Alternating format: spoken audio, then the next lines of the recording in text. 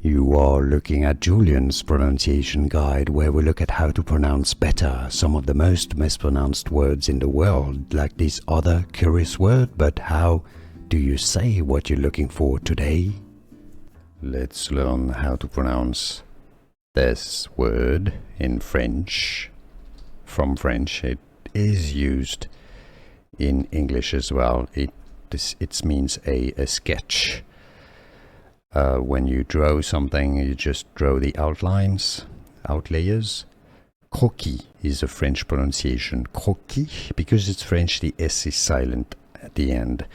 The English pronunciation is similarly as croquis. Croquis. The stress goes a bit more on the second syllable in English, even though there's no particular stress on any particular syllable in French. They're both equally stressed, so it doesn't really matter if you say croquis or croquis, but in English generally said as croquis. From French pronunciation, croquis. Here are more videos on how to pronounce more confusing words and names too many mispronounced. Like this video if you found it useful. I appreciate your support. I'll see you soon and thanks for watching.